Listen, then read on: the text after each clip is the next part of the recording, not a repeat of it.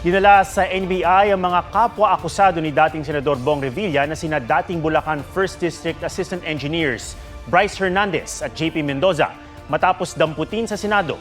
May live report si Rafi Tima. Rafi.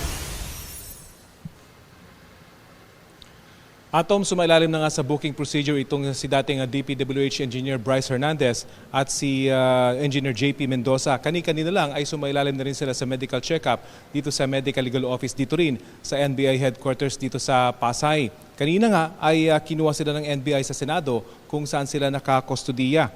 Pagdating dito sa NBI headquarters ay sumailalim agad sila sa booking procedure kasama rito yung pagpiano o yung pagkuha ng fingerprints at pagkuha ng kanilang mugshot. Kaninang hapon lang lumabas ang warrant of arrest ng dalawa mula sa Sandigan Bayan kasama si dating Senador Bong Revilla para sa kasong malversation through falsification of public documents. Dahil walang custodial facility ang NBI dito sa kanilang opisina ay dadalhin sa NBI custodial facility ang dalawa sa Muntinlupa. Bukas, inaasahan namang dadalhin na sa Sandigan Bayan ang dalawa para sa return of warrant. Ayon sa NBI, Sandigan Bayan ang magdedesisyon kung saan ikukustodiya ang dalawa habang hinihintay ang kanilang paglilitis. Kanina agad ding dumating dito sa NBI ang abogado ng dalawang dating DPWH officials. Tumanggi muna siya magbigay ng pahayag pero nagpahiwatig siya na mas gugustuhin sana nilang manatili sa kustodiya ng NBI ang kanyang kliyente.